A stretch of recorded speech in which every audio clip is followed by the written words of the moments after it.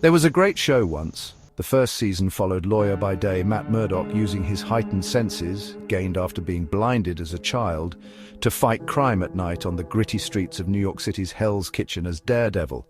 The story unraveled a conspiracy in the criminal underworld led by the cunning and brutal Wilson Fisk. Season 2 raised the stakes as Murdock struggled to balance his double life while dealing with Frank Castle, aka the Punisher, a vigilante who made Daredevil's methods look like child's play.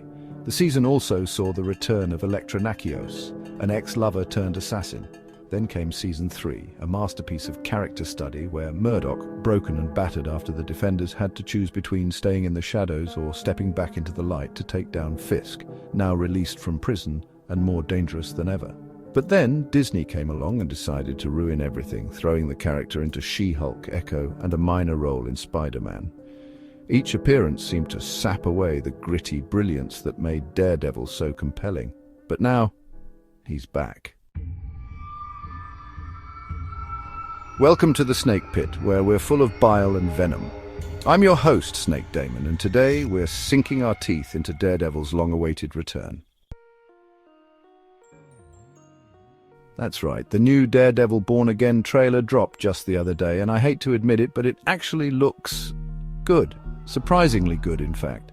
The Kingpin and Daredevil appear to have both retired, seemingly developing a mutual respect, or at the very least a truce.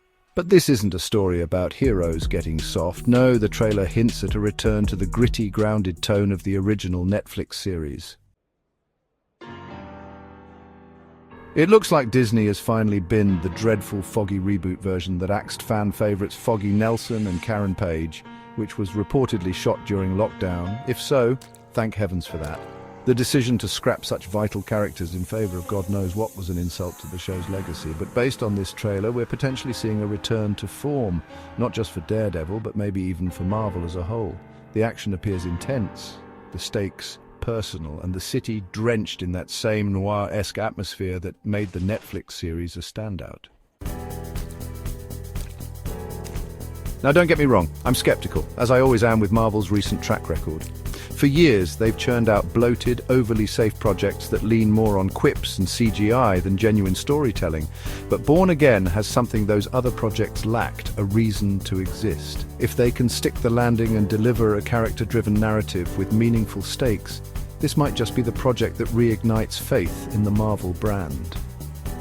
The dynamic between Matt and Fisk is one of television's all-time great rivalries, and the idea of these two men coming to terms with their past while being dragged back into the fray could be incredibly compelling.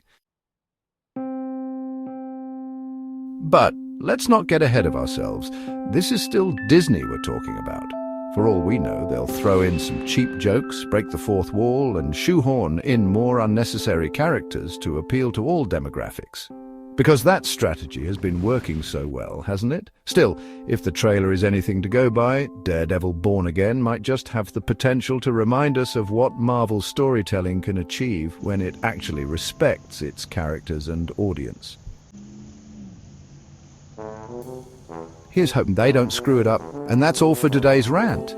Thanks for dropping by the Snake Pit, where we thrive on untapped potential and lost opportunities. Don't forget to subscribe and hit that bell and like the video, and leave your opinions in the comments, where naturally I won't read them.